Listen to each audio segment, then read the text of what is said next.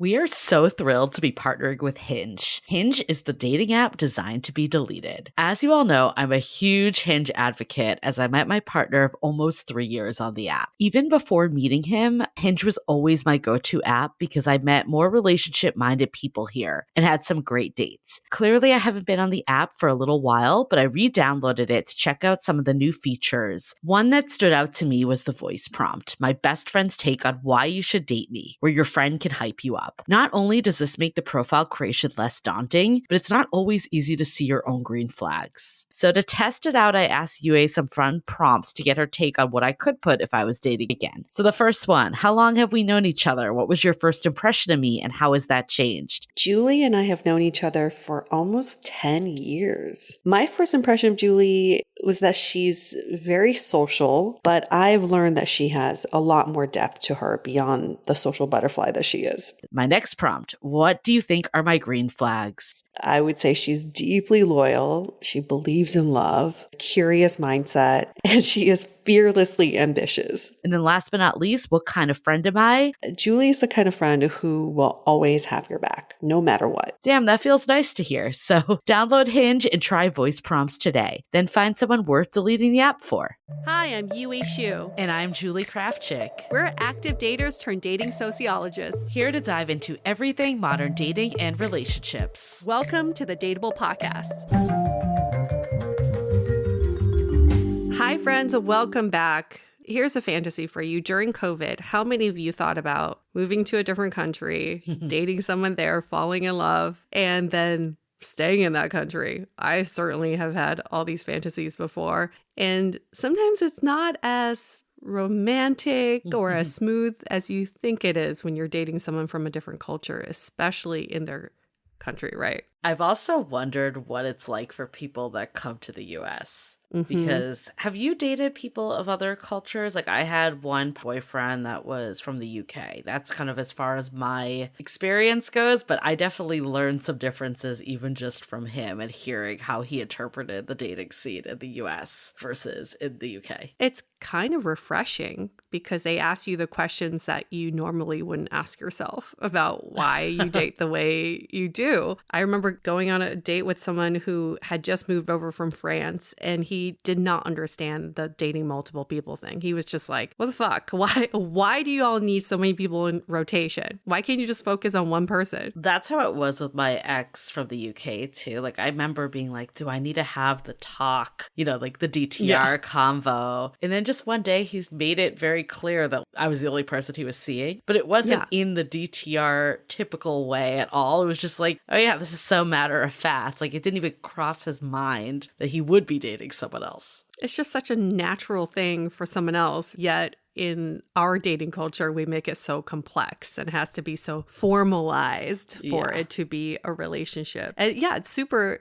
interesting how that happens. And this is why we were compelled to do this episode. Many of you have written in requesting something like this. How do you date people from other cultures in the US, in your home country? And then also, how do you date other people in other countries is a similar topic. And we speak to not one, not two, but 3 people on their experiences. Yeah. And of course, this is just 3 people's experiences. So we don't want to generalize. Yeah. We even talk to some of them. And, like for instance, one of them is dating in Brazil. And she's like, we need to actually bring it back. I'm dating in Rio. And it's also one person's experience. So this is a good snapshot into what it's been like. But as of everything with Dateable, we're here to just hear people's experiences. Maybe you have a totally different one, or of course, we're only hitting a few places in this conversation. So we can do follow-ups. That's the good news when we only have 3 people. That means we have room for more episodes down the line.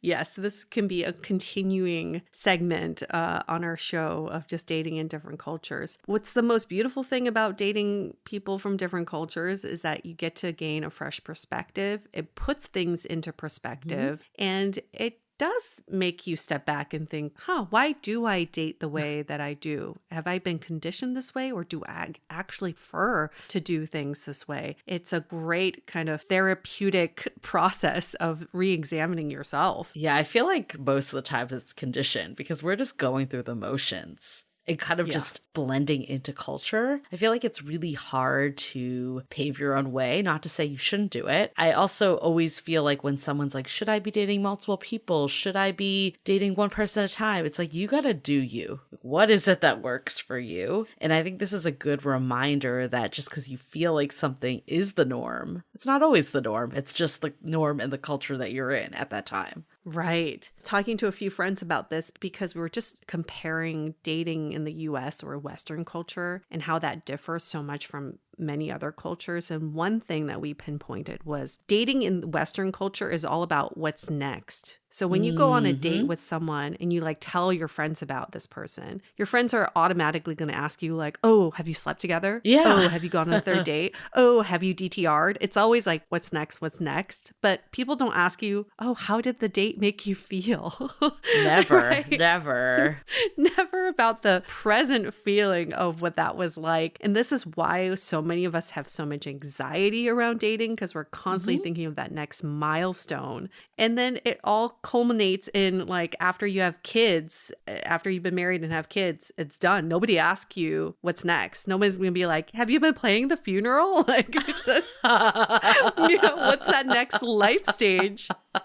So it's really odd that we have all these little markers that like every year there's something. And then once you get to the kids part, like your life is over. That's it. Nobody cares. That's the Nobody end. gives a shit. No one cares. Nobody gives a shit. It's so true though. It's not in the moment at all. And I think the measurement of a successful relationship is how long it lasts, not how you feel, like you mentioned. But it's interesting because, we've had a few friends that have met people from other countries, including one that we're talking to today on this podcast.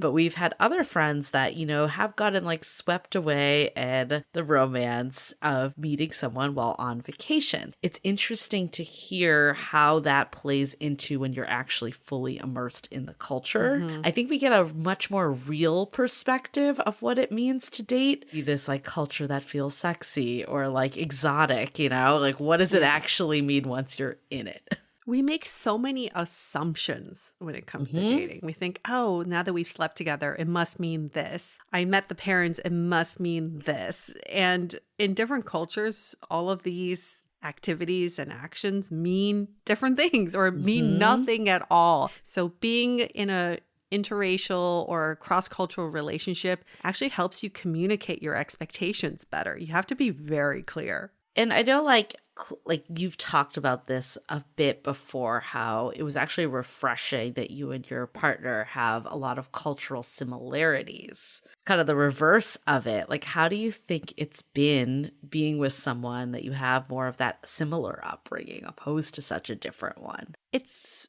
sort of indicative of my stage in life. I think in my 20s and early 30s, I wanted someone very different from me because I was in this very curious stage. I wanted to learn about other people's way of living and doing love. And then when I hit my late 30s, I just wanted someone who feels like home. And that could mean different things for different people. But to me, it just meant that we already had this built-in similar background. And what makes he and I similar is not so much that we come from a Chinese upbringing, is that we both grew up in the US, moved back to China for during our adult life, and then came back to the US. That to me is the cultural similarity between us that we can really have a common language around. Yeah, like I think for me, I've clearly I had one relationship. I would say UK isn't that far off from US culture. Like it's not exactly the same. I wouldn't say it's like so exotic. It was definitely okay. I will say when we were dating, there were like little things, just even like the verbiage he used and the terms. I remember like waiting in the queue, like little things that you're just like, oh, that's kind of cute, and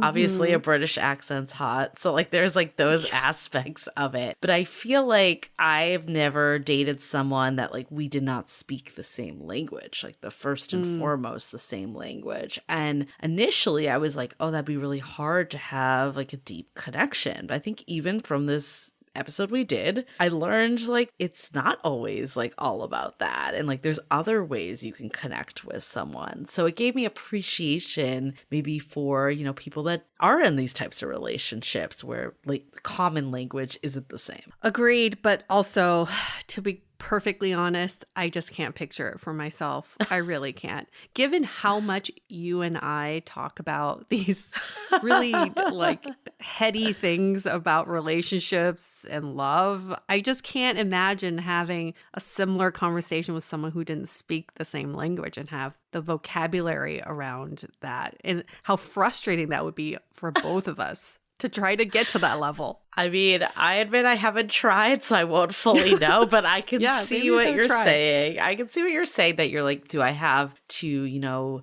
kind of tone it down a little or translate or whatnot? But yeah, I guess it's like different things to matter for different people. So that's another aspect of it. Like maybe you don't need to be talking nonstop about things. True. Like, yeah, you can connect in different ways is what I've learned from all this. Yeah. And that's perfectly true. And it, trying to communicate with someone who doesn't speak the same language is probably similar than trying to connect with someone who does speak the same language but isn't aligned on values, goals, and even just like their stage in personal development. If they want to talk about sports cars and they speak English perfectly fine, and you don't want to talk about sports cars, probably could have a very similar vibe. At least you could blame the language barrier in this case. Yeah. You can't blame it when you're just not on the same page. Yes. Yep, exactly. I do think, though, learning about someone's culture and upbringing when it's very different from you is interesting. And I've just been thinking about like differences a lot in relationships. And, my partner and I, we hit the 2-year mark. And I read somewhere that like this is actually a time where a lot of couples break up because you come out of the honeymoon phase, you're in this like rectifying differences phase, and you're kind of met with this time of, okay, are we going to do this or not? And not to say that like it lasts forever after 2 years, but it's a pivotal moment, I think, of like the curtains have come off. You're seeing this person for who they are. And, I think my partner and I, we've definitely have navigated a lot of differences, even though our upbringings are actually quite similar in a lot of ways. Not all the ways, but, give or take, like we have a lot of similarities. The way we approach situations is totally different. And we've learned to appreciate and love those differences. But I'm not going to lie, it was hard to sometimes get around that. So I always wonder with people from different cultures is maybe they don't have the similarity of upbringing, but do they have similarities in other ways? Like they approach problems the same way. And I think like you're going to run into differences no matter what in a relationship, but it's like, what are those differences? It's going to be different for every couple. Yeah, that's a really good point. It's like you're going to have differences in every shape and color. You got to choose your battles. What's more important to you? And for some people, the language thing, the cultural thing isn't as big of a difference as someone who's just not intellectually aligned or, values aligned. Yeah, so many different ways. Or it's hard. It's still hard to navigate the difference, but that's your difference that you're going to choose to navigate together. Yeah. Choose your hard. Choose your hard. Well, I'm glad we had this conversation. Selfishly, I'm excited too because Yue and I were able to catch up with 2 friends that moved. Yes. So big shout out to Andy and Kat, who are part of the trio. And they were both friends of ours in San Francisco. So when we thought about this episode, we definitely immediately went to them. And then Yue also went to a great comedy show that she found out through Bernice Ye, who we had on the podcast few seasons back. She was incredible for anyone that missed this episode. It was about just, timelines and pressure and all that stuff. Leftover women. Yes, the leftover women. So you saw this comedian and you were like, we need to get her on the podcast. If you're ever in LA, you got to go to this show that Bernice puts on. It's called Fine Imports. She does her bit, but then she also invites all kinds of comedians to do bits themselves. But she invited this woman named Ai. She is Japanese and she came over to the US. She's been here for 20 years, but her entire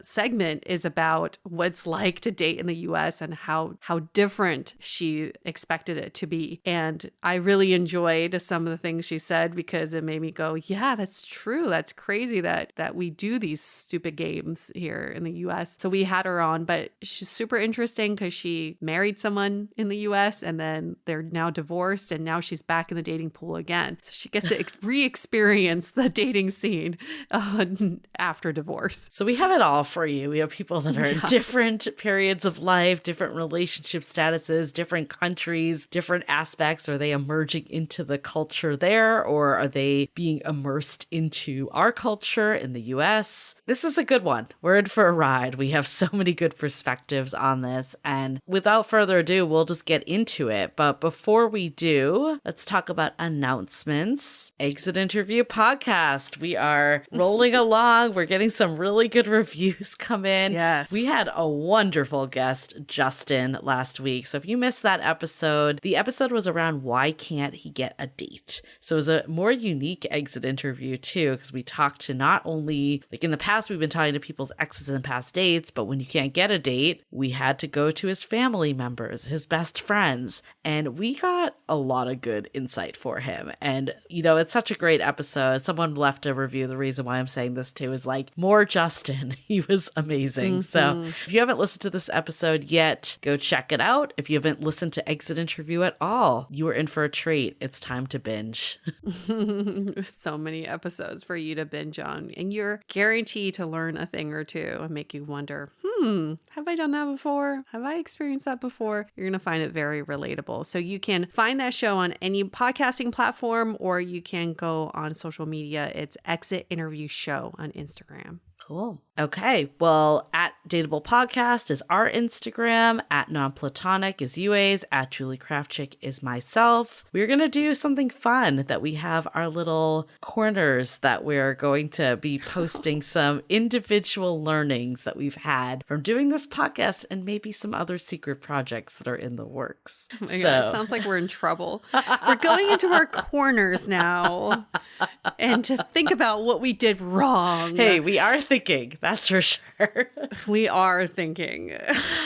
The purpose of this is we have so many thoughts every week that we can't get down on paper. We forget to say it on the podcast. And we thought, let's have an opportunity to just say whatever's on our mind. Now, some weeks may just be about donuts, and other weeks may be about some crazy revelation that we had. So just bear with us. Every week will be a little different as we go into each of our respective corners. Also, a shout out to join our mailing list. That's another area that we're bringing our ideas to life. Every other week, we send out an email that is helping you detox from bad dating behaviors. And this is just a way to get, again, some of our learnings for Dateable out into the world. So continue to subscribe there. You can just go to dateable.com and there's an easy way to subscribe right on the homepage. I forgot to mention this earlier. The best part about Dateable is we meet people in real life. And we have run-ins with our listeners. It's always the best. So I'm going to give a shout out to one of our listeners who came up to me at Whole Foods.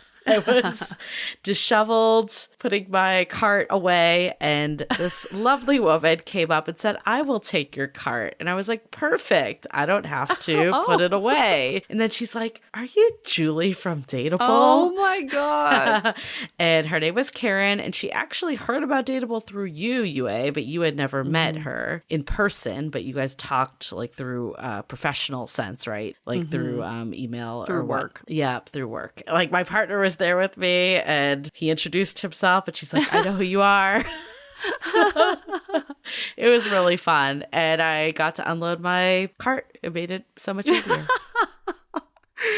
Karen, I miss talking to you. It's so funny. We were connected in a business environment. We used to talk about business. And then when she heard about the podcast, she's like, can we not talk about, like this business shit that we have to do? Like, can we talk about the podcast? I'm like, yeah, girl, let's go. So I'm so happy that you're still listening. And it's how cool that you got to meet Julie in person. Yeah. What a fun so story. Keep it coming. If you see us in Whole Foods or any other grocery store or wherever it might be, come up and say hello. We really do appreciate it. And take our cart. Take the damn cart. Okay, well, that being said, let's take a moment to thank our sponsors. This episode is sponsored by Via. We all know there are things that can help set the mood in the bedroom, but did you know a little THC could also do that? Yes, Via has developed a unique blend of pleasure-enhancing cannabinoids, libido-strengthening herbs, and a low dose of THC all into one mind-blowing gummy called High Love. This gummy, wow, it will awaken your senses, increase blood flow, and intensify any sexual experience. I've been pleasantly surprised by the High Love gummies because it is just the right amount of THC for me to have a good time without feeling sleepy. And hey, if THC is not your thing, Via also offers a wide array of other gummies without it. And everything legally ships in 50 states with discreet packaging directly to your door. So if you're over 21, you can get 15% off and a free pack of award-winning Dreams THC plus CBN sleep gummies with our exclusive code DATEABLE at viahemp.com. That's VIIAHEMP.com. Let the gummies work their magic. Head to viahemp.com and use the code DATEABLE to receive 15% off and one free sample of their Sleepy Dream gummies. That's viahemp.com and use the code DATEABLE at checkout. Take your passion and pleasure to a whole new level with High Love from Via Hemp. Living with ADHD can be a challenge, and dating with ADHD is definitely a challenge, we've heard many of you say. But finding the right care and proper tools needed to succeed can be life-changing. Done is an online ADHD care platform that can get you all the resources you need to help manage your ADHD. Online visits, refills, and a 24/7 care team made for you. In just 1 minute, Done's online assessment can help kickstart your ADHD treatment journey. With experienced clinicians, worry-fill refills, and online visits, you can start getting personalized care as soon as today or tomorrow. So contact an expert team that can help you around the clock and get a personalized treatment plan just for you. Here's how you do it. Take a free 1-minute assessment and book an appointment with a licensed ADHD clinician as soon as the next day. Get continuous care, one-click refills, insurance coverage, and 24/7 care team support with Done for just $79 a month, and pharmacy copays as low as $0. Visit get.donefirst.com/podcast to learn more. That's get.donefirst.com/podcast to learn more. Done. Turn ADHD into your strength. As you know, I recently left my corporate job and I've been in total recovery mode, all about self-care. One of my new routines is the nighttime shower before bed. There's just something about washing away the day and that reflection that's been super helpful for me. I've been using one of our partners, Osea's Mega Moisture Duo. This combo body oil and body lotion are so freaking incredible. It literally feels like I'm at a spa. I realized that the secret is seaweed and other skin level ingredients that are normally reserved for face products. And that's why I was so excited when Osea became one of our partners. And, we're so grateful for partners like this because one, they keep the show going, but they're also super good for all of our listeners and for our own well-being. So if you want to have that nighttime bliss like I am doing, you can get 10% off your first order site-wide with code DATEABLE at oseamalibu.com. You'll get free samples with every order and free shipping on orders over $60. So head to oseamalibu.com and use the code DATEABLE for 10% off. Let us know which products you end up going with. Share them in social. Super excited to see what you end up choosing. Okay, well, let's get into it with our first guest, Kat, who found love in Rio.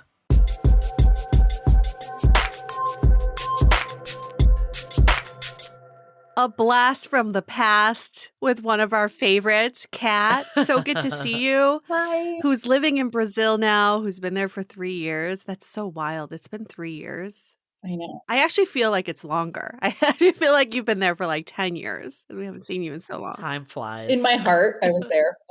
That's true. You were in Brazil when you were in San Francisco. So we met Kat in San Francisco. Obviously, she lived in SF before that, but she's been in Rio de Janeiro for 3 years. She's 39 years old and she's currently engaged. When we last spoke to Kat, we were trying to do a reality TV show style thing with her. We're like, remember? Because Kat had quit her corporate job. This is like her story. I quit my cushy corporate job in SF to pursue my dream of moving moving and living in Brazil. And she went and did that, as ballsy as she is. So we were like, let's have you capture all of the different dating adventures you're going to go on. So we had a first episode ready because she's like cleaning out her apartment, packing up her suitcase. And then she got to Brazil and, life took over. And of course, Kat had to do her own thing, which is date and find who now she's engaged to. We're here now to close the loop. So it all worked out. We'll pick up that show again at some point. We'll resurrect it. I don't know in what context we'll resurrect it.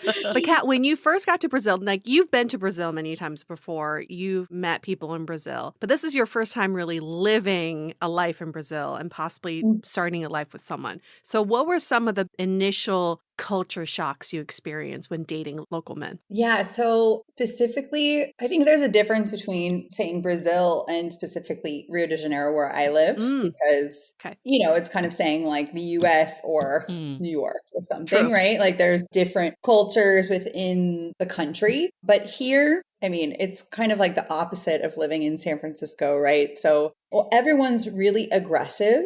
Everyone's really open. Everyone's talking to each other, approaching each other in the street, at a party, on the beach, anywhere, in the grocery store, right? Like it's kind of like inevitable. You will get approached. You will get hit on. That's the culture. And I really liked that, right? Like, yes, you do. I was complaining about everybody in San Francisco. Nobody talked to me. And here it's like, be careful, because not only will they try to talk to you, but they will try to kiss you like in the first couple minutes of talking to you. So you have to really be, aware of that. And that was a huge shock to me in the beginning, because, once you like said, okay, I'll go on a date with somebody, they were going to try and kiss you like right away. And if you didn't kiss back, then that was kind of strange. Like that was they were like, oh, this girl doesn't like to kiss? Like, that's weird kind of thing. Well, the first thing is, everybody's really aggressive.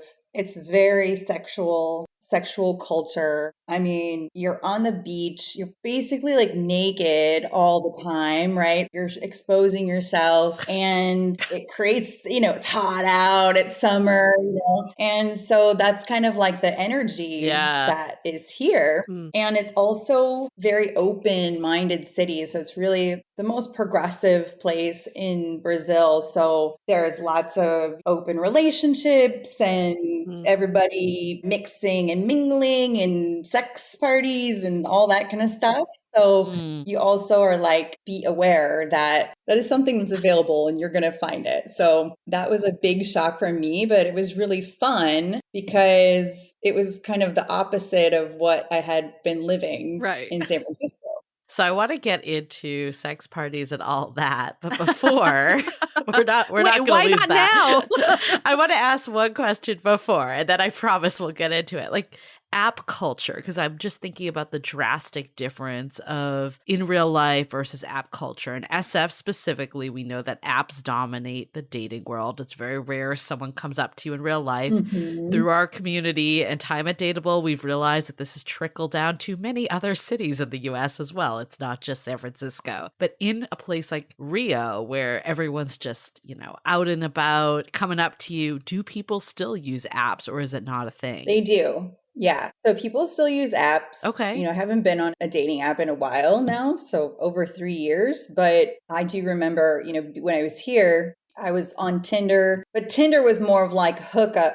More of like a hookup. I guess that's what it kind of is. Yeah. Right? But even more so. But even more so, like Tinder was more of like hookup app. And, I was using Bumble, and people are using dating apps, but that didn't stop them from approaching people in person too. It's more of like both avenues, not an either or. And I met my fiance, Rodrigo. We met in real life on the beach, but when we exchanged numbers and he sent me a message, we already had messages from a year before. What? Like on WhatsApp, we had exchanged messages. And I'm looking at it and I'm like, I talked to this guy on Tinder a year before and we never met. What? That's wild. But you had a conversation. It was like we were trying to meet up, but then we never did kind of thing, Wow. And then we ended up meeting in real life, but I guess it's like Tinder was the initial. That's insane. Okay. Yeah, that's really fun. What about the reason behind why people date?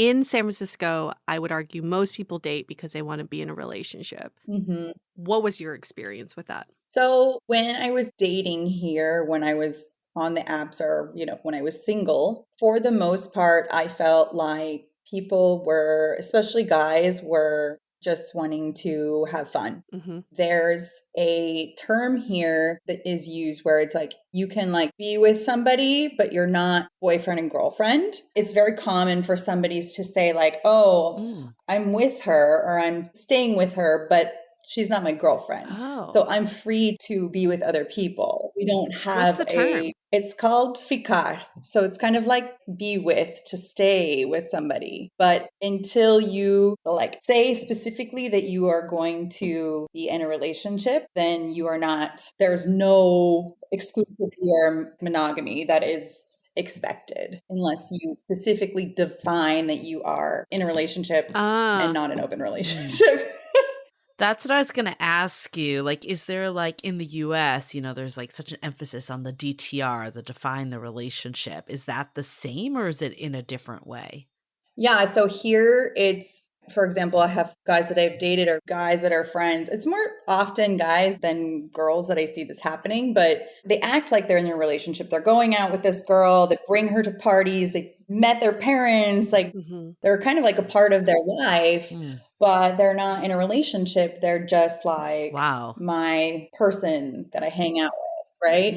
So it's like there's these different levels of connection between people where it's like, oh, we are just hooking up, or she's a girl that I like to date regularly, or we're in an actual relationship. And that was weird for me too, because I'm like, there's this middle ground where I didn't really feel comfortable being in that middle ground. But talking to other girls, even, they would be like, no, we're not exclusive. We're just like ficando. I'm like, okay, it's really like a normal thing here. Yeah, I feel like in the US, you would never like meet someone's parents if you were like in a situationship. Yeah. It kind of reminds me of a situationship, but it's a situationship it's kind of like this like half-ass relationship, right? Like that you're seeing other people, you haven't defined it to be exclusive, but it's not usually like a choice. It's more like a default that this happens to you, where this sounds more like, or like something that will never happen. Like basically it's like kind of keeps you on the hook, where this sounds like it's more of like a conscious, like we're deciding to not be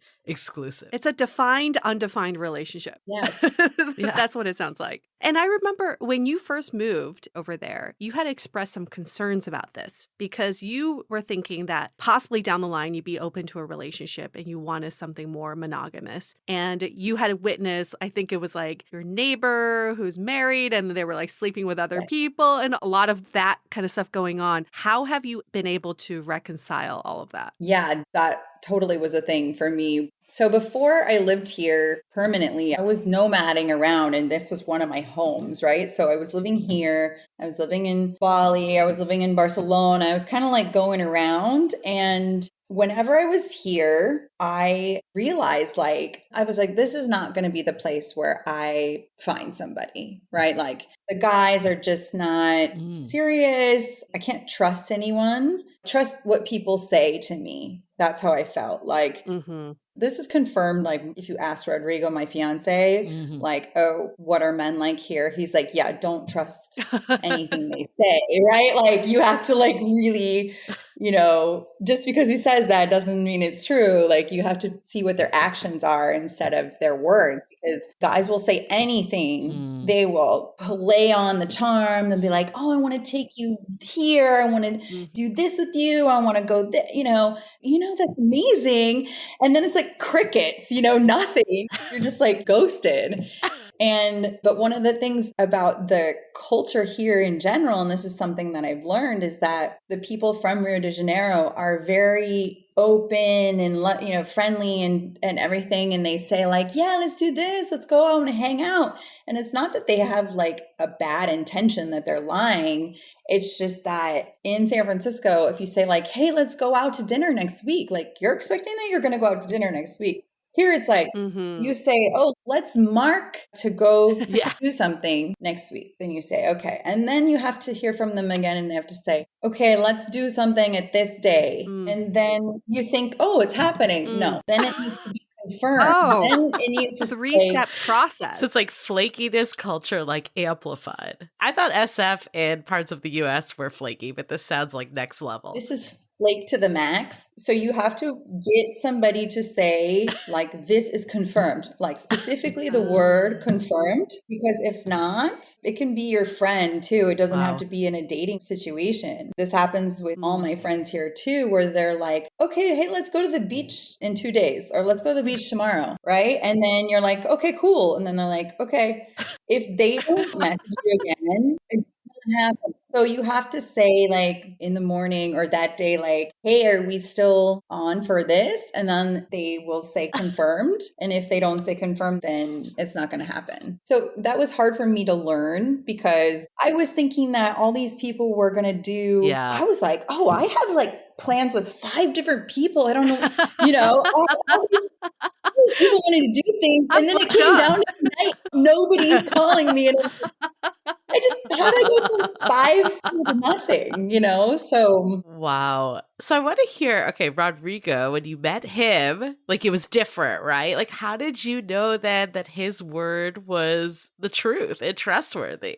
Yeah, so that's a good question. At that moment in time, I was in a different place in my own journey and my own self than I had been years before. I was in this mindset of like, okay, I know that men here are like this, and I am not going to trust anything that a guy says to me. I only trust like through their actions. Mm-hmm. And is the person showing up for me? Mm-hmm. And I was dating 2 other guys at the same time when I met Rodrigo. And there was another guy I was kind of more into actually at the moment, but he was super flake. He was the typical, hey, let's do this. And then nothing. And, or even like be like, yeah, let's meet in an hour, and then nothing. An hour.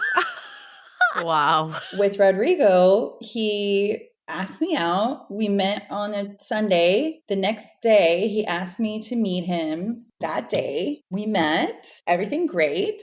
And then the next day, he asked me out for the day after to go on a hike to a waterfall. And I was like, great. But I've heard this before. Yeah. But then he was like, okay, confirmed.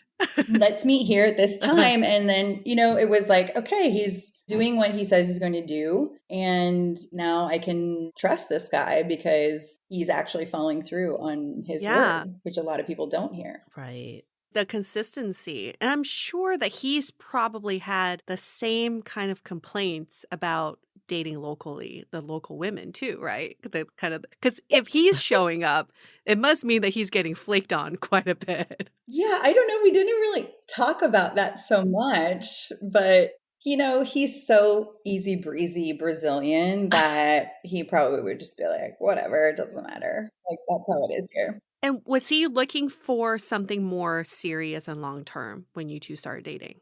Yeah. So both of us had said if we would have met then, probably like nothing would have happened, because both of us were not in a mental space to be ready for a relationship.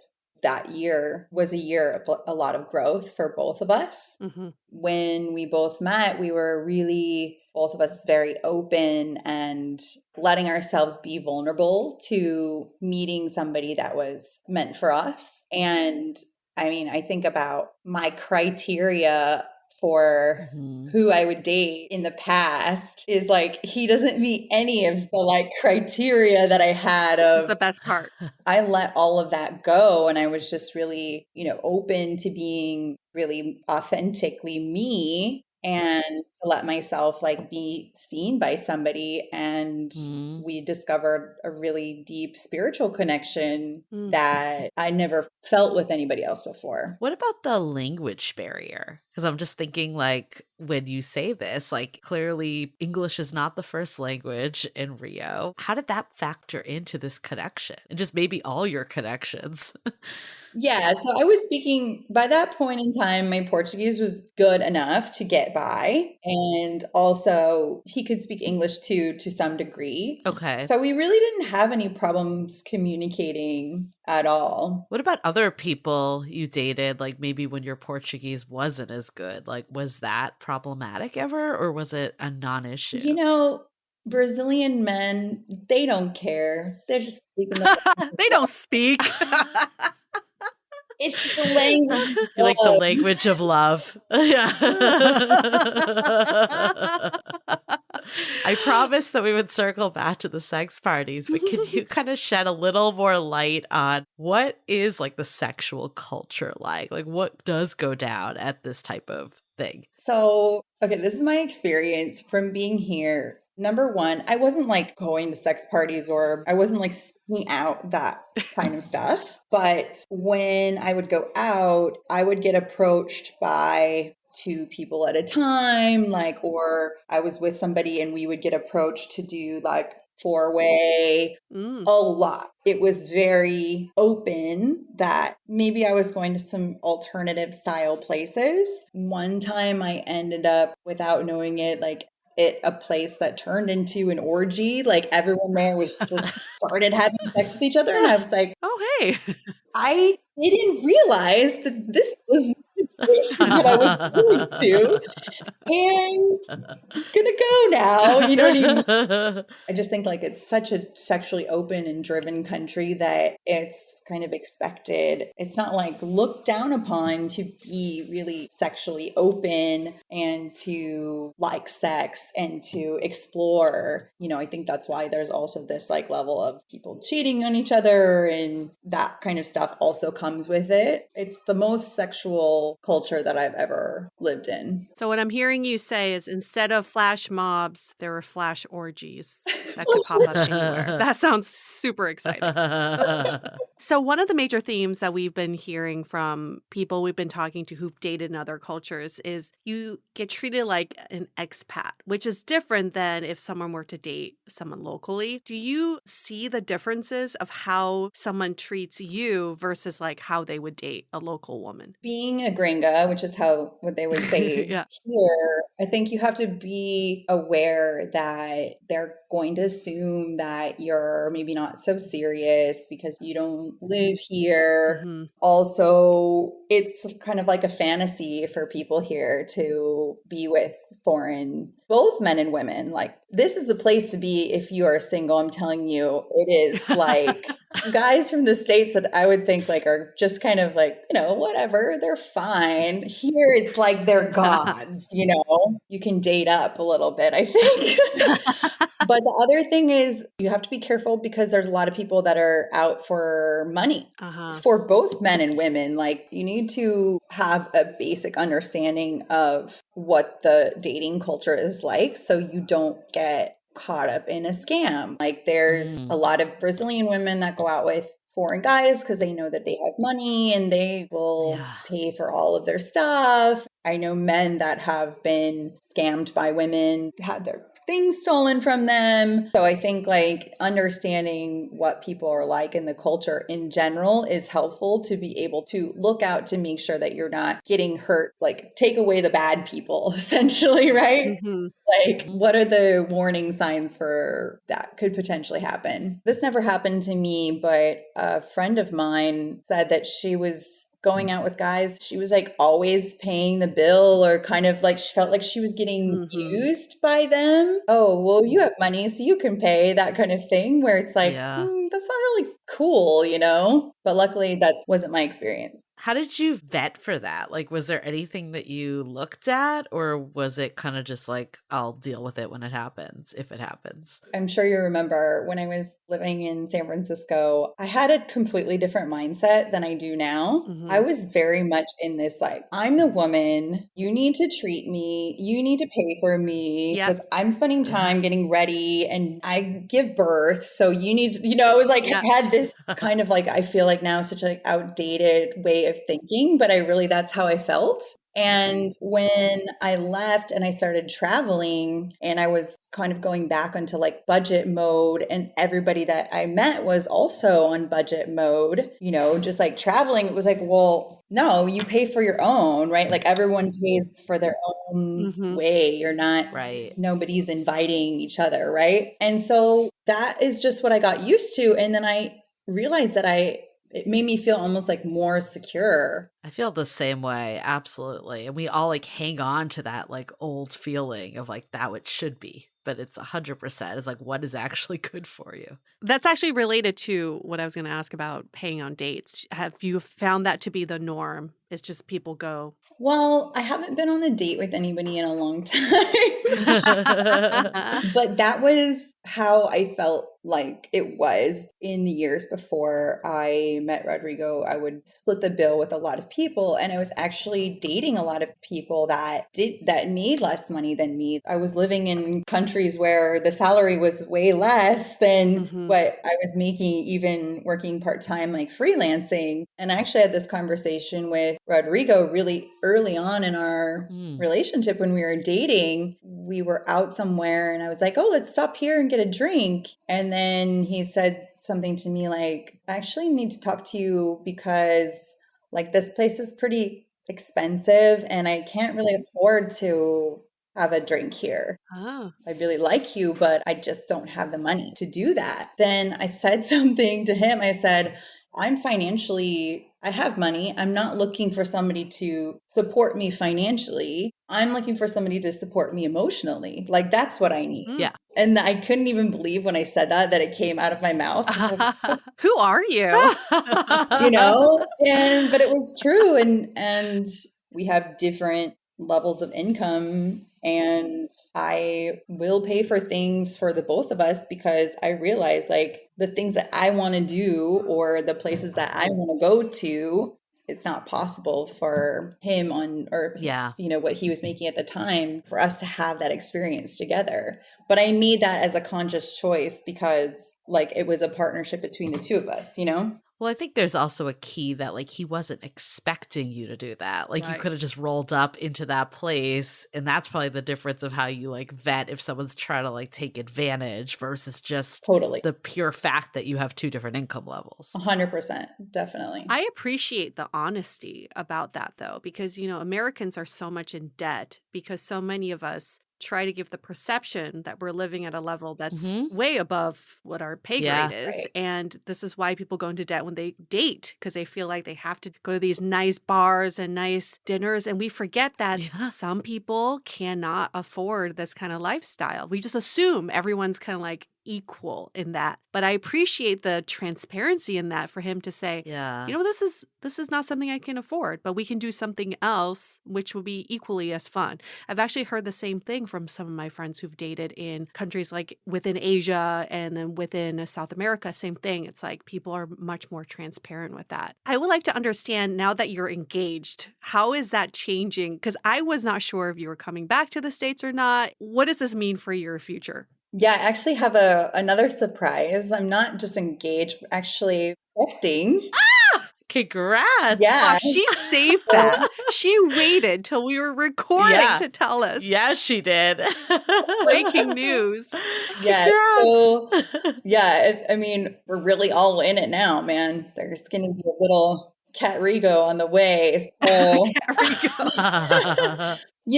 the most wonderful thing is I met somebody who is on the same page as me in terms of what our hopes and dreams are for the future and what we want our life to look like. And we're not necessarily tied to one place or one thing. We've been traveling, and Rodrigo is, hey, maybe we live somewhere else for a while, or maybe we check out this, or, we're flowing and seeing what feels good for us in the moment in time. And we both, love living here, but we also both love traveling and living in other places. So the fun thing is that I'm with somebody who's open-minded enough to kind of share a off the beaten path idea of life, right? Yeah. Like if you were to look back at Kat from 3 years ago when you were single, like what advice would you give other people that want to pursue someone from a different culture? I would say,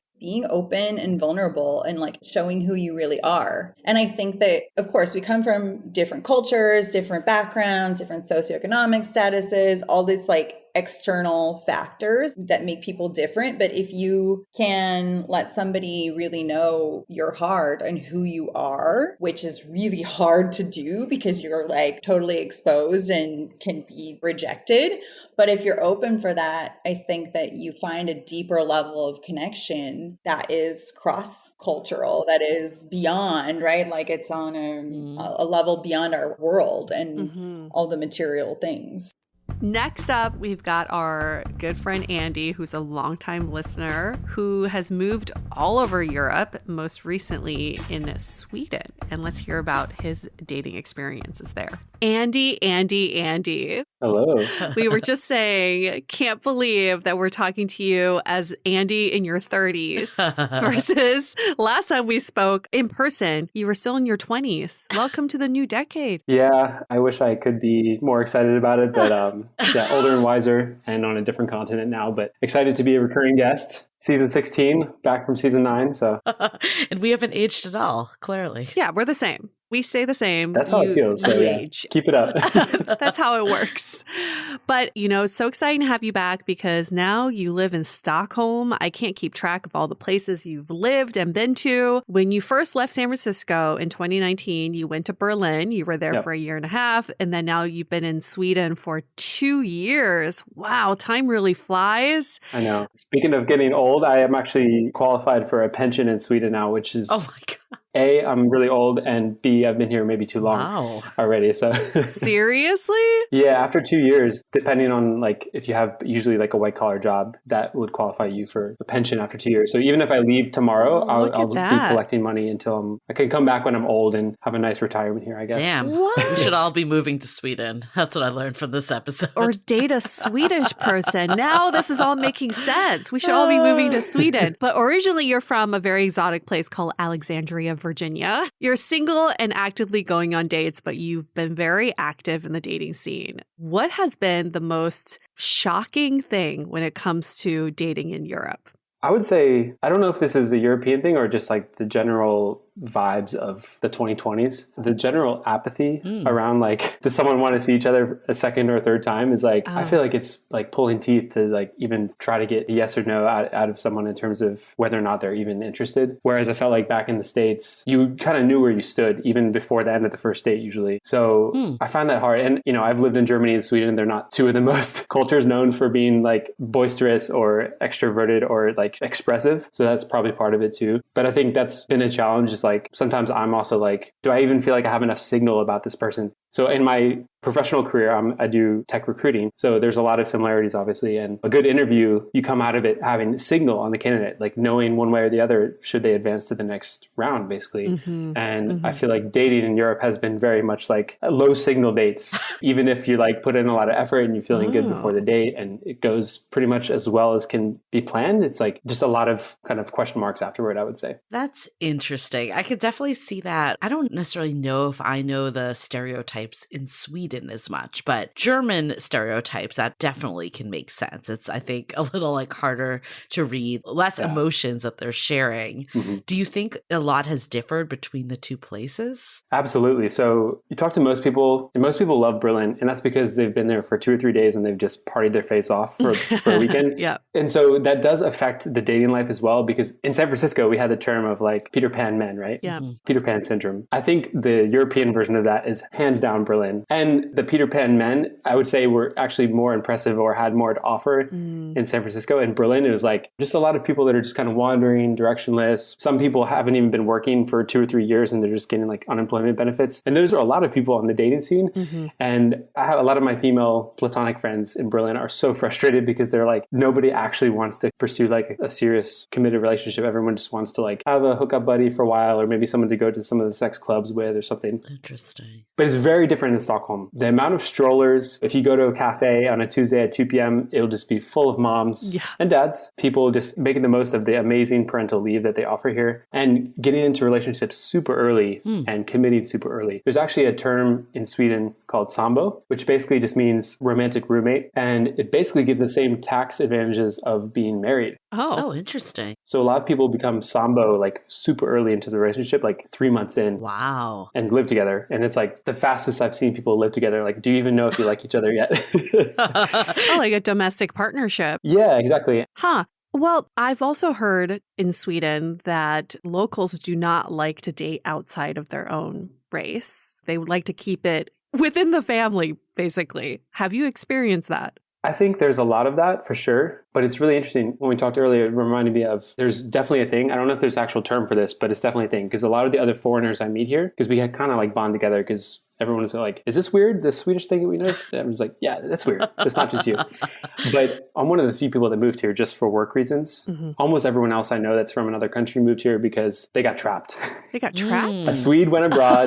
Yes. Swede went abroad, studied for a year, or, maybe worked abroad for a year, found the Australian guy, found the Italian guy, and then brought them back. And again, both genders. I've seen this. Swedish guys bring back girls from other countries. And, it is a great place to raise kids and to be a parent. It's one of the best places in the world to be a mother, I would say, and just women's rights in general. So I can definitely understand why people would kind of choose here over almost anywhere else in terms of where to raise their kids. But usually it does leave, from my experience talking to people, it does leave the non-Swede in the relationship to be very like, man, kind of like stuck here for a while now. Yeah, isolated. The kids will grow up being Swedish. The other half of them that might be Argentinian or from Taiwan, like that part is kind of washed away because growing up in Sweden, they will learn Swedish. They will be around other Swedish kids and Swedish wash.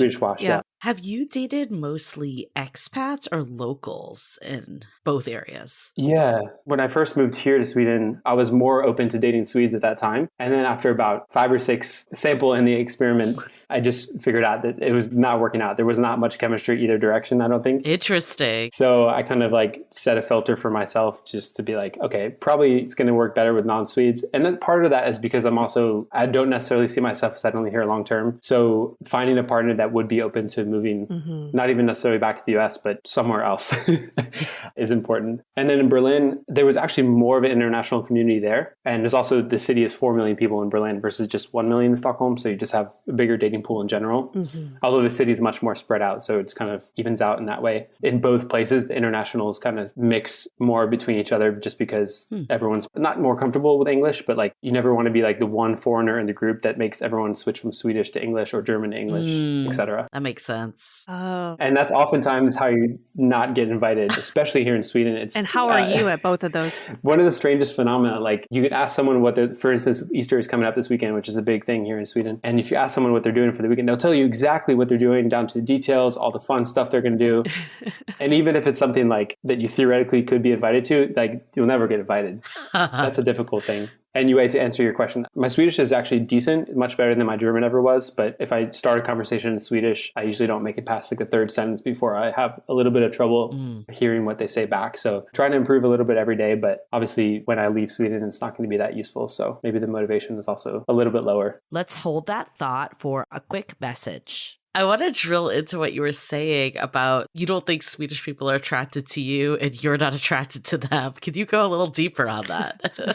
Yeah. So this is really interesting because, I've been here about 2 years and 2 months now, and I try to travel around Sweden to different parts. I've been to, I think, the largest 8 cities in Sweden to get a little sample of the rest of the country because it is a huge country, like especially by landmass. If you take a train from like the south of Sweden to the north of Sweden, it would take you more than 24 hours just to give you a sense of how long the country is. My point is that like different places, especially like Gothenburg, which is the second biggest city, it's on the west coast. It is totally different culturally than Stockholm. So sometimes I try to separate what is like Stockholm culture versus Swedish culture. And in Stockholm particularly, it's a little bit like the LA or the Dallas or the Miami of Sweden or of the Nordics probably, where it's a little bit more about your image and it's a little bit superficial. You see a lot of like fake tans and Botox lips and just really nicely dressed people on both genders, well-dressed men, well-dressed women. But that's not really my vibe. And that's not something I've ever put so much effort into. And usually it's actually like a deterrent signal when I see that someone is so into that it kind of like takes away from, for instance, their personality or their hobbies. Whereas a place like Gothenburg is way more laid back, way more like, I guess you can compare like SF to LA in terms of just like you could walk into a bar, like this with a flannel and a sweatshirt versus having to wear like a nice nice button down and jacket and everything. Like I said, in those early months of me being here, when I was more open to dating Swedish women, I was just getting to the end of a 2-hour date and nothing went wrong, but it was very vanilla, I could say. So when I went to Stockholm, this was my experience on my first day. I went shopping, and every store I went into, I was saying, you know what, I'm not sure what I'm looking for. And every salesperson said, oh, get this because this is what everybody else is wearing. Interesting. Like I was looking for a leather jacket. The pitch was get what everybody else is wearing. And I spoke to a few local friends there, and they said that's kind of the culture, is like you don't want to stand out. Yes. It's a conformist kind of culture. You want to be the one that looks like everybody else. So that bleeds into dating, where you don't really want to date someone who doesn't look like you. A lot of the couples in Sweden, or at least in Stockholm, looked exactly like each other. Yes, you see that a lot. Yeah. Oh my God. The twinning relationships is a real thing. So I wonder, did you experience much of that in dating where maybe you're just a little too different? I'll teach you another Swedish concept, I guess you could say, which is lagom. And it's kind of like the Goldilocks principle, like not too hot, not too cold. And for them, it kind of permeates all parts of culture, where it means, like you said, don't stand out too much one way or the other. For instance, in meetings and work, it's kind of expected that everyone should be able to speak up and kind of share their opinion, even if it'd be more efficient for them to say nothing because they actually don't have a strong opinion. So it can actually be quite inefficient, and it can actually be maybe lead to groupthink, and it bleeds through to style, like you said, as well. It is a very conformist culture, I would say. And Sweden has actually been one of the better countries in Europe in terms of immigration policies to let people in. It's being challenged a little bit, but instead of integration, it's more like different bubbles of cultures exist around this big Swedish bubble, if you could say that. Yeah, I wonder if it goes back to what you were saying earlier, too, that you never get like a real read on people because it's all kind of the same. Do you feel that way? Yeah.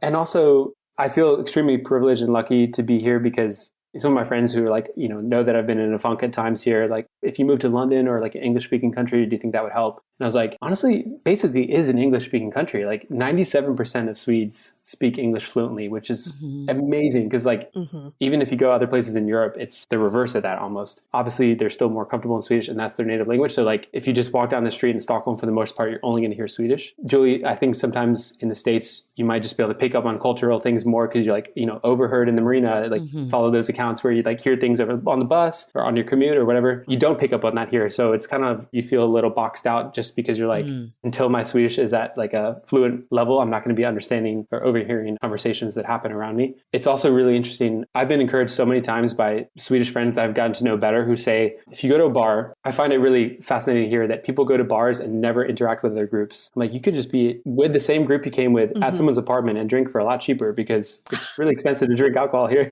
For us in the States, I think for the most part, you go to a bar, yes, with your friends, but like for the excitement of like who you could meet. Right. Strangers. And so, but what they say here is that like Swedes will never be the one to approach a stranger, but if you approach them, they're actually open to it and they actually kind of want that. But like, it's kind of like they'll go the final 10% if you go the first 90%. For the most part, every time I've done that, especially even in platonic situations or just like going at a coffee shop or something, like most people are pretty happy to have a conversation. It's just not commonplace for them. Sometimes when I just say like, hi, how are you to the barista? They're like, oh my God, nobody has asked me all day how I'm doing. Like, wow. Yeah, like people just get straight to it. They just make their order. There's no small talk. And I think that does kind of like give you a sense of how the culture is. Like there's not really an expectation that you'll even your neighbors in your own building. There's like a famous show where it kind of shows how people will like look out the little hole in the doorway to make sure that there's no neighbors in the hallway before they leave because they don't want to have to talk with them. So little things like that. Interesting. But wait, I want to get back to the apathy part then. What happens if you do ask someone directly after a date, did you have a good time? Do you want to see me again? What would happen? Yeah, I think I did that to an extent a couple times, and it's very uncomfortable for Swedes to like have to deal with that situation. Like another part of the culture is like it's very non-confrontational, and even if you're the one, like you said, to reach out and like ask for feedback, ask for an opinion. I've been ghosted. I think sometimes for them it's just easier to just not respond. I would say that's not that common, but I think maybe I'm guilty of also like conforming to their culture where I'm just like after 1 or 2 dates, I'm like, okay, I guess if neither of us are feeling strong enough to reach out, I guess that's it, which happens everywhere, but I feel like it's more common here. I think it's also a testament to the fact that the floor for everyone is really high. The government and the system will not let you fall far. Like no one's falling into poverty. No one is like, dating because they're desperate to get themselves out of a financial gutter. So everyone is pretty independent and self-sufficient until you find something that really clicks. Why settle? Which really rings true here more than other places because of the social system. And like I said before, like probably one of the best countries in the world for women's rights and women's equality. And yeah. So are people primarily dating through dating apps, or is it meeting out and about? I think you could probably guess from what I said before that it's not the latter. It's not a lot of meeting out and about. I do miss just meeting people like organically out and about. You could say it was actually slightly better here during COVID than Germany because there were more opportunities for those kinds of things. And I moved here in February 2021, right in the first big winter of COVID. I took the train actually to move up here. And as soon as I crossed into Sweden from Denmark, it was like everything changed because in Germany and Denmark was still like masks everywhere, people being super careful. And then literally as soon as you get on the train in Sweden, it's like nobody's wearing a mask. The ticket inspector comes up to you like this far from your face. And really? like without a mask. You're just like, whoa. But that was a good thing because more things were open here. So it kind of allowed for me to come here and have like a semi-normal dating experience in my first few months rather than just being stuck at home all the time. I think Bumble and Tinder and I think Hinge is getting a little bit more popular. As I mentioned before, a lot of especially Swedes that are together with other Swedes, they meet super early. They're together with like their high school, which they call gymnasiet here, high school sweetheart or college sweetheart, and just together like through their 20s. Like I managed a team at my previous company, which was I think 10 out of the 12 were Swedes, and all 10 of them were like in long-term serious relationships, and they were all like in their mid to early 20s. Wow. It's interesting because like there's probably not as many people on the dating pool as in other major cities, probably even in Southern Europe. That makes sense. Do people ever meet at work? Or are they only from like college? And work too. Okay. Exactly. Those that make it out of college without a relationship, I guess. I think those are the top three is like school, work, and then I think it's really like school and work. That's what I've heard from most Swedes. Okay, so people are in relationships, but are they married? Yeah, it's really interesting. So the Sambo concept I mentioned earlier, where basically if you live together, that's basically just as good as being married in terms of taxes and in terms of like how you're viewed in general. And also I think Sweden has the highest percentage of co-parenting. They're together, they're not like divorced. They're raising a child together, but living separately. That kind of goes to the theme of, I think it's the highest percentage in the world of people living alone. I just want to clarify, technically, many Swedes are in relationships, but not all of them are married, or many of them are not married. That doesn't seem to be the end goal for dating. Correct. Exactly.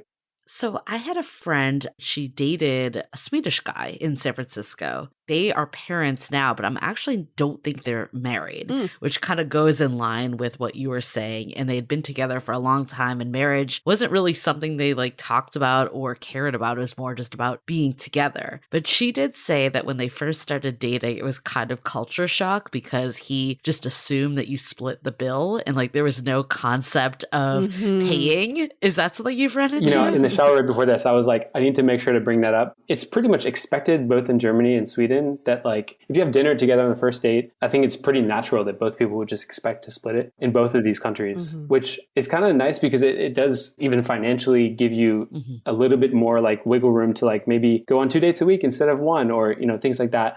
So there's none of that like mental questioning afterward, which I think is kind of nice. Right, right. The main difference is that here in Sweden, everything is digital. Like it's basically impossible to use cash. And in Germany, it's still very like cash only in a lot of places. So it was a little awkward a couple times, like on a couple dates where like we were just going to split it and then they would like start to count coins. And I was like, it's okay. I'll just get it with my card. Like, instead of like, Germans are notorious. I think there's a German word for it, but I forgot what it is. But like to split exactly, like if you had a meal, €9 and 84 cents, you would count it down to that last 84 cents. And sometimes it can get awkward sitting there for 5 minutes, like watching someone counting coins. That is hilarious. I would love to see someone do that in the US. Just like, no, let me 24 cents. You owe me 24 cents. Bring out a bag of coins. That would end up like so viral, and that guy would be roasted for the rest of his life. But it's normal in Germany. So, well, the paying part makes a lot of sense. I've definitely heard the same. Any other gender roles you've experienced? Let's stick to Sweden for now. It's still traditional in the sense that, like, for instance, like making the first move, I think it's still expected that the guy will do that. Even on dating apps too? I know obviously on Bumble, that's always the woman, but to be honest, I haven't had much luck on Bumble. Like I primarily use Hinge. I would say it's probably like 85% of the time I still have to initiate, especially after it's lingering there for a few days without anyone saying anything. I wouldn't say there's any major differences there. What about Germany with gender roles? Is there anything there? A lot of like the female population that would move to Germany is I would say very feminist. And also like LGBTQ community there in both genders or all genders is pretty high. Because of that, I think it's in a good way, like very egalitarian and very like role neutral. So very different than a very like patriarchal or like male centric place, which is great in a lot of ways. But yeah, sometimes it can just be a little bit like leaving both people a little bit unsure, I guess. Views on sex. We'll start with Sweden. I think Swedes are pretty sexually active and promiscuous, but again, you would really never know that unless like hearing anecdotal things. Because even compared to Germany, Germans are very open about like public nudity and just like, I remember being in Polish hotel. They had a German TV station where it was just like porn on like a public hotel. Like a kid could have been in this room and it wasn't like pay-per-view or anything. It was just like flipping through. There's the news, there's sports, there's porn. So Germans are very open. And obviously like the sex clubs and everything in Berlin is much more of a thing. I know you talked about like that you could go on a couple dates a week, for instance, and then people are also pretty independent. Like, are people dating around, or is it after you like someone, you immediately become exclusive? Are there DTR conversations? What does that whole bit look like? I think that whole world still exists. I don't think there's too many people that are just like settling or locking things down right away. Especially again, like in this community of people that didn't have those chances to like go to school here or like start their careers here where they might have met a partner. I think especially now, obviously COVID has changed so many things, but for instance, like my job now, technically we're in the office 3 days a week, but you get a mixed bag of like who's actually there and who's still working remotely. So like even the chances of meeting someone at the office are lower than they were like pre-COVID when it was like expected that everyone would be there every day. Definitely you have to give a concerted effort to like say like, I'm going to schedule 3 dates for next week. You're going to have to like probably plan it and probably like know that you're going to need to follow up because of I would say the lack of strong signal that I mentioned earlier, just knowing that to be patient. With dating in any country that's not your own, we have to remember you're the foreigner in that country. Yeah, exactly. So within these two countries you've lived in, what is the local perspective on an American expat? Especially dating an American expat, any stereotypes they have? There's actually a YouTuber here in Stockholm, an American guy. He's got a pretty big YouTube following. He is totally like bought into the whole Stockholm, like super well-dressed, well-groomed guy. And like I think he might even be like part Swedish in his ancestry. So he like kind of looks the part. And you can tell just from watching his videos, like he's thriving and he's found his niche where like he can kind of dip into both worlds. Even just like I actually have met him a couple times on the streets and I was like, hey man, like your videos and stuff. And like you can just tell that he's like, yeah, I know exactly where to pick my lanes, dial in the Swedish way, dial in the American way. And I still feel like culturally much more aligned to the American way. So it's funny because you actually, anytime, I meet someone like, oh, you're American living in Sweden. Like I heard Swedes love Americans. I'm like, really? I've never really gotten that. I can't think of a single time when I've like met someone that like their eyes lit up that I was American. So I don't know, maybe it's just me, but like that's one of the like fringe benefits that I was kind of expecting here based on what people were saying, and it has not been true at all. Looking back on when you were first dating in Germany, any rookie mistakes or words of caution that you would give to people? Maybe just a personal preference, but like especially in Berlin, it's like the percentage of people in my theoretical dating pool that ended up being like cigarette smokers. And that's just like a deal breaker for me. I learned that the hard way. It's something that is pretty prevalent in a lot of European countries. So I think there are like pretty major cultural differences like that you have to either decide if you're open to it or not, because otherwise, in a way it can actually help you whittle down your dating pool. But the second part of it, people that are already dating others, I guess, have a long-term plan is probably a good idea, because I've met couples here that are very happy. For instance, one's from India and one's from South Africa. They both come here. Sweden's a great place to raise a family. But then their kids, even if they learn the native tongue of each of their parents, they're growing up in a Swedish environment and like going to school with Swedish kids. And like, despite the propensity to speak English and to be very global in that sense, it's still a very insular culture and a very like culture that other people will have a hard time like understanding the nuances of like the body language and the communication styles. And it's a very introverted culture. Again, no matter where you are, like if you're okay with basically possibly losing those cultural ties that you have with your own country, because your kids are probably going to be quite Swedish or quite German or wherever they're growing up. On a personal note, what are you open to? If you meet the woman of your dreams and she wants to stay in Europe, are you open to settling down in Europe? I think so, but it doesn't seem likely. If it's in Europe, I think there's a handful of cities that are quite a bit more international than here that I think I could compromise for and be. For instance, if my future partner is not American, there obviously would probably be a decision to make if they were not open to moving to the States, for instance, or if it was difficult visa-wise or whatever. Unfortunately, I don't think it would be here in Sweden, which does kind of take some of the wind out of the sails of dating. But I think that's why knowing to limit it to mostly other foreigners and being pretty open and upfront about that. I've been very upfront about that in probably the last year's worth of dating is like, hey, I'm probably not going to be staying in Sweden if that's okay with you. Or if you're also thinking along the same lines, like that's probably a better fit, which is actually nice. I think it saves everyone time. And I think it's nice to know what you want your long-term plans to be. Whereas maybe earlier on in dating life, it's more open-ended and without a plan. So the last question we have for you is a two-parter. So if you are someone that's dating in another culture, what advice would you have for them? And then also, what advice would you have for someone that's dating someone from a different culture? It's obvious, I guess, but definitely just be open-minded and try to go into it, like, especially in my situation where like I'm here in another country. But if you're the one in the foreign country, I would say try to be more of a listener more than anything. They might be more interested in you because like you're a foreigner and you're kind of different, but I would try to like use that opportunity to learn as much about that culture and to see if you can actually gel romantically and things like that. And don't be afraid to show your personality. And like, I think that's something that I've learned to really appreciate about American culture is like, I mean, I've had the other extreme of it where it's like someone shows you way too much of themselves all at once and it's like overwhelming. But in a weird way, it's almost better to have that because at least you just get it all on the table and show your true colors. The kind of slog of like going through minimum 2 or 3 dates with everyone, regardless of whether or not you think they're like having the opportunity to like get to know someone much faster because they're willing to open up. Don't be afraid to be yourself. And especially knowing that they might be coming from a culture that's more used to that than where we currently are. Oh, I loved connecting with Andy again. It's always so good to hear his voice and how much he's grown in his dating journey from he's no the longer US a boy. all He's the a way man. to Europe. It was also really fun hearing the differences of his dating experiences in Berlin and in Sweden. So really glad we got Andy back to share about his dating in different cultures. Yeah, so and fun. our final guest, we have I, who is going to share the perspective of coming to the US from Japan. What is it like to get thrown into US dating culture? We're about to find out. We are so entrenched in modern dating here in the Western world that sometimes we forget if you are just coming into this dating scene, there might be some WTF moments that make you pause.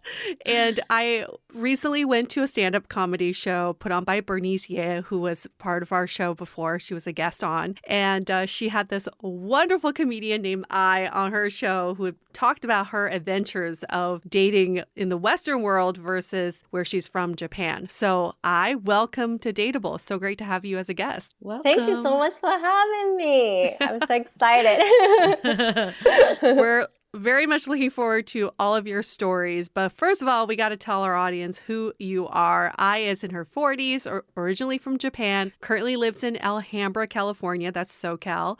She's in a monogamous relationship and she's a stand-up comedian. So this is a story that we have our guests kind of fill out like, what's a little summary of your story? And her story cracked me up. I was like belly laughing. She says, when I started dating an American boyfriend, I thought we were boyfriend and girlfriend. But 3 weeks later, he asked me to be his girlfriend. And I was like, what are you talking about? You're already my boyfriend. You kissed me. I feel like that really sums up how different dating is in the Western world. Oh, yeah. So from your standpoint, what has been the biggest culture shock of dating in America? First of all, I came here for a long time ago, more than 20 years ago. So maybe it's different. And also, I was a virgin. So Oh, wow. Okay. Yeah. So you had a lot of culture shocks. Yeah. And very conservative. I'm from a very conservative part of Japan. And I was like, I thought he was my boyfriend already. Because we don't have the period that like seeing each other. No, we're seeing each other. Like, what are you talking about? We don't have that period. The testing period in Japan. So like, you're my boyfriend or not, it's very confusing. So how old were you when you started dating in the US? Okay, first of all, I never dated in Japan. Okay. Yes. And then to the United States when I was 20 and as a virgin. And the first boyfriend was a white guy. He was a really nice guy, though. He was also Christian, too. He was a virgin, too. Even though he dated more than me, he dated, but he never had, sex before. But I had no experience dating. So, wow. Yeah. But when you say dating, is there even such a thing as dating in Japan? Yeah. Okay, but there's no seeing each other. Yeah. So if you go out on a date, like a man asks a girl or, vice versa, hey, could you be my girlfriend? Could you be my boyfriend? Before you go on the date. Before going on a date. Okay. So there's no like dating multiple people and dating around any of that. No. Yeah. Even though you go out on one date, you have to make sure, okay, I don't think it's working out, so I'm sorry. I want to be a girlfriend or boyfriend. And then they broke up after one day. So everyone's breaking up all the time. Or at least if they were dating like they were in the US. Yeah. So you decide on if you're going to commit to this person before you even go on the first date. Yeah. And when you are boyfriend and girlfriend or boyfriend, girlfriend, whatever your labels are, it means you're monogamous, committed to this one person. Yeah. Until you both decide that you don't want to do that anymore. Mm-hmm. Okay. Kind of the opposite of how we do it here. Yeah. And then what about this concept of DTR, define the relationship? Have you experienced this? And is this something that, I guess in Japan you wouldn't even do that because you've already DTR'd when you've gone on your first date? Now that I know what's going on, so like I usually, so are we dating or not? So not a question for you. Yeah, it's not a question for me. Statement, yeah. Yeah.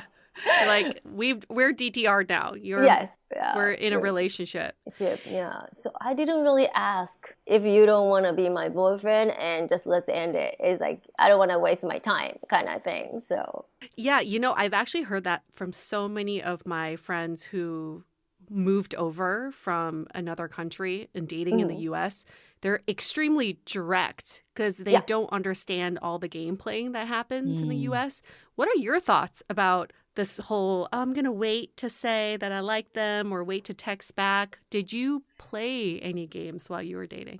I didn't know what was going on at the beginning. And then I didn't understand if he likes me, why he waits 3 days or why he waits like 3 days, like, that. And then my American friend, my roommate, older roommate, she told me, oh, he's playing game with you. And I go, eh?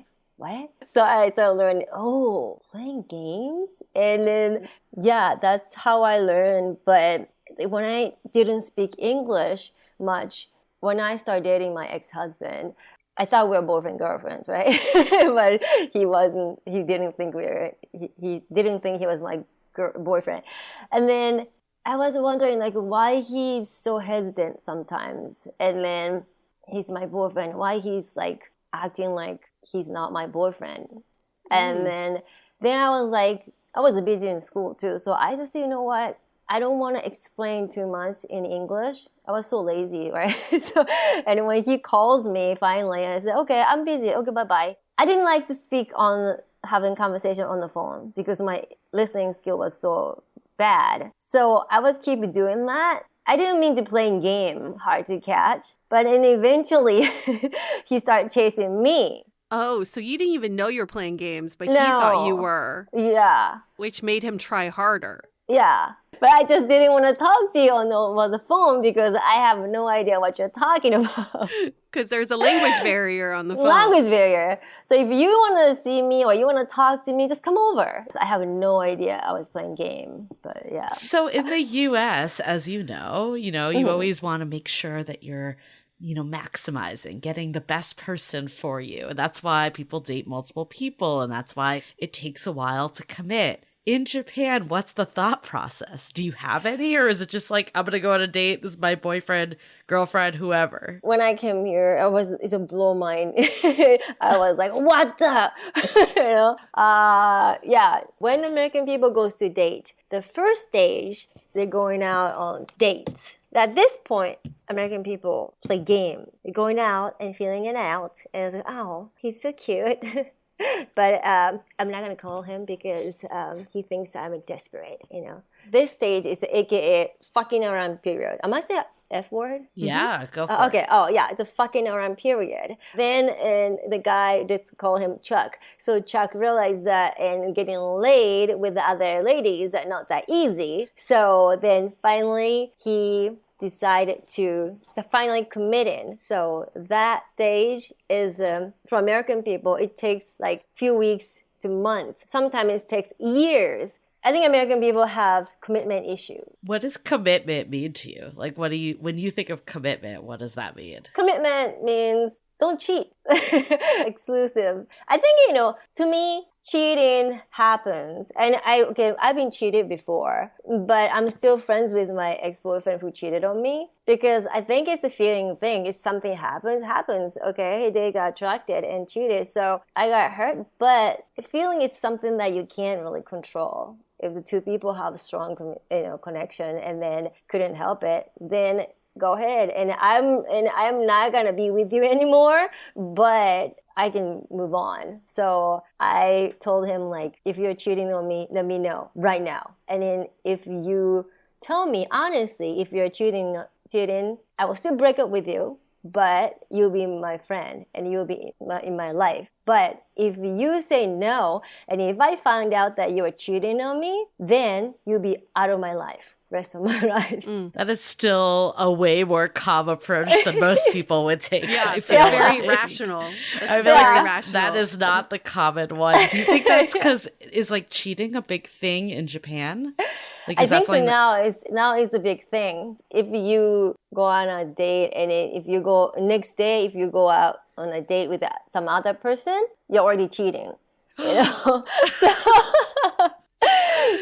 it was more recent, but when I was dating and this guy asked me to be in an open relationship with his girlfriend, and I was like, no. Wait, that was in the U.S. or in yeah, Japan? it's the U.S. Okay. It's the U.S. Yeah. How did you react to that? I didn't react well. I think it's a thing in Japan. It's just it's gonna be just straight up cheating. What other differences have you seen? In Asia, kissing is very different. Like, kissing is very special. So if you kiss, it's like in Asia, if you kiss, it's like you had sex with the person. Wow. You know what I mean? Very intimate. Very intimate. Here, everyone's kissing on every day. Yeah. So in Asia, we don't say I love you that easily. In fact, here in America, everybody says, I love you back. Love is just something that you say. But in Asia, love is something you show as your action. My parents never said I love you to me, never ever. And I never said I love you to my parents either. Yeah. So I love you is a huge milestone in the Oh, US. Yeah. So what happens like in Asia? Is that just something that like you just don't ever say in dating? And what happened when your boyfriend in the US said that to you? First time I was like, what? You love me? What? But then I realized, he says that to everyone. Oh, so it wasn't that special to you. Yeah. It's like, everybody says I love you. Love is like it's like a free sample at Costco. You know what I mean? It's like, here you go. So is that just not like a step in dating in Japan? Like, is that just not something that anyone says? Or yeah, usually, especially my generation or older. I don't know about young generation, but we say I like you a lot. But I love you is like something that you would say in a deathbed. You know what I mean? Well, then take us back to the first time you said I love you to someone. Maybe to my first boyfriend. He said I love you to me first, and I said, and then I have to say I love you too. Oh, you felt like you had to. Interesting. Yeah. Did you mean it? I didn't know what I was saying though. Like I was just, I was naive and trying to please, I think. So I just said it. And I was also like, ooh, you said you love me? And like, it was like so heavy. Oh. But I realized that it was like love is more like fluffy things in America. So what I find so fascinating about you, because I've been reading a lot of stuff, like your bio, and I've just watched all your YouTube videos. You say that you left Japan because you couldn't fully express yourself, especially when it came to feminist views. Now, you did not date in Japan, but why didn't you experience dating in Japan? Was it because you didn't feel like you could really fully express yourself like that? Yes. And also I was too opinionated as a girl. So I don't think any of Japanese men could handle me. My parents were really worried about me because, I had guys friend because I played sports a lot, but they're always like a friend. They're like brothers to me. And I never see them as a love interest. And I hate when men told me like, oh, you shouldn't do this, you shouldn't say that because you're a girl. And that pissed me off. Like that, I just slept. What did you just say? I can't say that or I can't do that because I'm a girl. And so it's really no in Japan. So when you came to the US and you started dating, did you feel like you could bring more of your authentic self, or was there kind of like those stories that you were still telling yourself that, men don't like this type of woman, etc.? I feel really great. I feel like, I can express myself. Then I realized that my English was not good enough to express myself. So that was my another struggle. But one thing was I did not need to hold back my emotion in this country. If I'm mad, I can show I'm mad. If I'm happy, I can be happy. So I had a really hard time being myself. My face tells everything. So, because when I was in Japan, I was always in trouble because I was so expressive, and like if I don't like something, like someone offer some food, and if I don't like it, they even say, I say, it's great, but I just people can tell. But in America, if you don't like it, you can express it, So that made me feel like, I feel like I can breathe here more. That's so funny, because my Chinese relatives who've at least experienced Americans in China would say American girls are so expressive. They're like, they use their hands, they use their face. They're like always so emotional and expressive in a good way. But it's just such a difference between how Asian culture is, which is like, do not express yourself in this loud, boisterous way. My mom trying to raise me more submissive.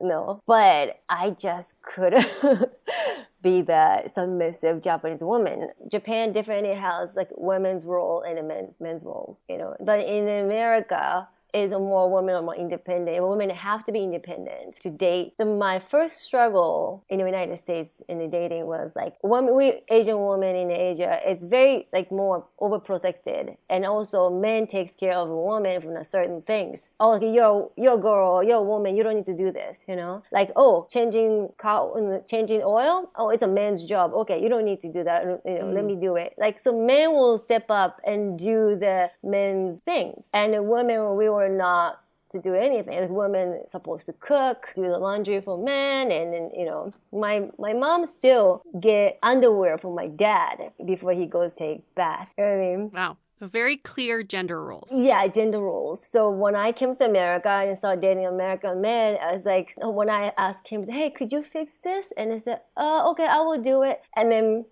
months later, it's still broken. So I was like, I have to do it, and otherwise it's never gonna fix. So to learn that, we women have to be independent. We have to do, it's not much gender roles here. Okay, so I'm trying to wrap my head around this. You left Japan because you felt like you couldn't fully express yourself. You're an opinionated Asian woman. Did you encounter any sort of yellow fever dating in the U.S. where men expect Asian women to be extremely submissive, and that's what they like? Tell us more.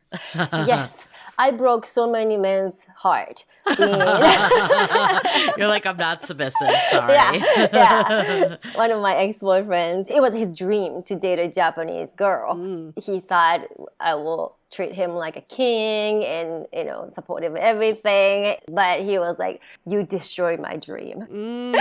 Yeah, because we are always fighting because I was always like talking back to him. And so I don't know what it is, but yeah, a lot of men expected me to be very submissive and a good Asian girlfriend. How did that make you feel?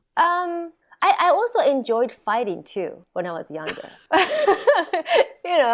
Again, as an Asian woman, it's kind of not allowed to fight or talk back to men, but it's okay for me to talk back and fight. So I think I enjoyed it when I was young, I think. So dating in Japan, I'm assuming if you go on a date, you assume that you're now like a couple. Are people very marriage focused? Like, is that the primary reason that they're dating? And how was that different from like what you wanted as this more outspoken woman? I mean, here or in Japan? In Japan, did you feel like that's what people's motive was to like get married, date to get married, or no? No, I don't think so. I think all the female in Japan, they don't even want to get married. Because also women can have careers too. So why do you have to be maid? Basically, Asian women were maids, once you get married. I read the article, like Asian women have a full-time job, but when they go home, they do most of the housework. Men help so little. Average, like Japanese man helps chores like 2 hours a day, something, but American man helps like 4 hours or something like that. So it's like more of an equal partnership. Yeah, more equal partnership. But in Asia and Japan, it's more like don't help. So women are overworked already. A lot of Japanese women, they don't complain. They just try so hard to please men. So that's why a lot of women are like, I don't want to get married anymore. And then my generation, all my friends are not married except one. And everybody else is divorced or single. Yeah, my mom even said, hey, if you want to go back to Japan, come back anytime. And you don't need to be ashamed of being divorced or single. All your friends are single anyway. Interesting. So why did they date then? Or are they not dating anymore? I don't know if it's dating or maybe more like, for sex or I don't know. A lot of people don't want to settle. And I think I heard it's a lot of divorces and also a lot of cheatings going on in Japan now. So, yeah. You feel like your cultural background, do you think it has any impact on your dating experience, being a Japanese woman? Oh, yes, big time. I have to overcome men's expectation. I'm not a stereotype, so I have to always explain. Men always have that expectation of how Japanese women might treat them, What is that stereotype? Just the submissive one again? Submissive and also take care of men, like, treat man like a king. But what if someone wants to date someone of a different culture? What is some advice you give to them to help relate better to someone from a different culture? Patience. I really think, if someone, even though they don't speak the language, sometimes the chemistry is just there. And then like my first boyfriend and I, we couldn't communicate well, but we were like hit it off and we dated right away. He always tried to understand what I was trying to say. He said, okay, so are you trying to say this and this and that? He always just trying to rephrase and ask to me, this is what you're trying to say? And then I could say yes or no, or like, yeah, you know what I mean? So your attitude is so important. If you're trying to understand someone, even though, big language barrier, but I think it's a lot of patience and a lot of like, yeah. That was so fun to hear from everyone. Honestly, I learned so much. I think having the cross-section of different cultures and different countries that people are dating in was really a good way to hear just like, what are these common themes that people are going through? And I don't know about for you, Yue, I think it was really good to hear how, patience is such a core aspect of giving grace to people that might be acclimating in a new culture. I think this is something that I maybe haven't thought about as much. Like when I did date like my ex from the UK, like I never thought about like what was it like for him being in this different culture. And, you know, I think especially if there's a language barrier involved, like they can be overwhelming. And there's just a lot going on that goes beyond just the typical dating struggles. Yeah, seriously. And the patience goes into all aspects of dating. It doesn't have to be cross-cultural, right? There's so much learning about each other at the beginning of a relationship, in the middle of a relationship, that we just have to spend the time to get to know each other. And one thing I really learned from all these conversations is respect is huge as well. Part of why I get so irked when people ask me, oh, how do I date a Chinese girl? I realize it irks me not because they are interested in dating someone who's Chinese. I get irked because they're grouping all people into that Chinese girl category. And in these conversations, we're talking about how do you date someone who is part of this culture? That's a different way of putting it. It doesn't mean everybody is the same, but there are some overarching themes of this culture that we should be aware of and respect at the end of the day. If you're dating in a different country, you are the fucking guest in their house. Yeah. You better respect their furniture. You gotta respect their paintings. You got to make sure like you take your shoes off if you need to. Like there's so many things that you need to also be aware of. A lot of Americans, when they go to other countries, just expect other people to conform to them. Totally. You know, such a US centric way of thinking about things. But when you're in a different country, you got to be the guest and respect them, just like how people who come to the US really do respect the US culture and you know, they're the ones who are learning about us. Yeah, I think it's also just like how much we are byproducts of our culture and how our views and beliefs are influenced so heavily. Like I was thinking about like a conversation we had with I feel like cheating was just like not a big deal to her because that's just so the norm. And it was kind of sticker shock to Kat, for instance, because like that wasn't how she was acclimated in US dating culture, but in Brazil everyone's just super open and sexual and vibrant and, you know, having many partners, like that is a norm. So it's really interesting what we take with us from our cultures, especially when we're dropped into another one. So true. And it helps you challenge what is it that you're looking for and why do you date in the first place? I mean, look at Andy. He's been challenged in so many different ways and he's come to this conclusion that I want to spend my life with someone and I want to establish roots with them and it's not in Sweden. He knows that and that's great to have that clarity. He knows that he would love to come back to the US and start a life with someone. When we gain that clarity through learning about other cultures, it can help us really understand what it is that we're looking for in love and relationships. So these conversations have been really helpful for you to even just reflect on what it is that you're looking for. Yeah. Or like Kat or I were like, I actually work better in this culture, you know, like, especially I feel like she had this feeling of like, I can't be myself in my culture. So I think it can go either way. Like you can go to a different culture and say, actually, grass isn't always greener. Maybe I do feel like my life belongs where I came from. Or you can go to somewhere else and be like, wow, didn't realize what I was missing out on. There's a whole world of opportunities. And what I knew was just a sliver of it all. So there's no right or wrong. And I think it's just a personal experience. But whatever we're doing, we're learning about ourselves in each capacity. So much learning to do. We encourage all of y'all to date outside of your comfort zone. It doesn't have to be someone from a different culture, but just someone you don't normally date. You're guaranteed to learn so much more about yourself than if you were just to date someone who is just like your usual type, you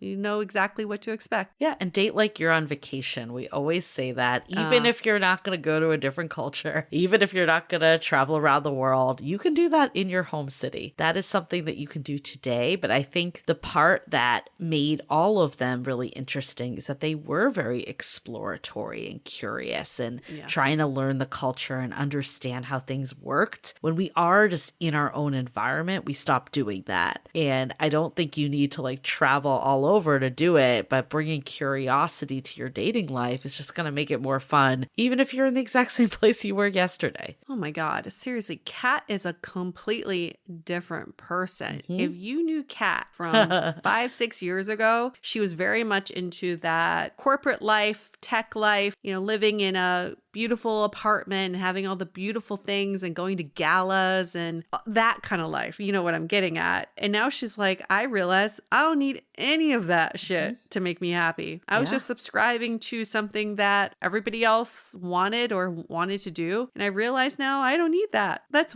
wonderful. I love that people can find themselves through other cultures and know what it is that you actually value in life. So hopefully this inspired you to date differently, whatever that means to you. That's really the goal, is how do you date differently and how do you push yourself out of your comfort zone? So here's a question for you. When was the last time you dated outside of your comfort zone? Reflect back on that. Have you ever dated outside your comfort zone? And if you have or have not, share your experience by giving us a 5-star rating and review on Apple Podcasts. Knew you were going there. In the review, you can tell us, when was the last time you dated outside your comfort zone? How did that make you feel? And why did you do that? Or if you haven't yet, maybe you write about what you learned in these conversations. What's that one takeaway from this episode? That truly helps us, but I think it'll help you too to reflect on that. On that note, we're going to wrap this up. Stay dateable. The Dateable Podcast is part of the Frolic Media Network. Find more podcasts you'll love at frolic.media/podcasts. You can follow us on Instagram at Dateable Podcast and visit dateablepodcast.com for access to all the episodes and our premium programs. Also, make sure to subscribe today if you haven't already on Apple Podcasts, Spotify, or your favorite podcast platform, so you are the first to get all the latest episodes. And most importantly, stay dateable.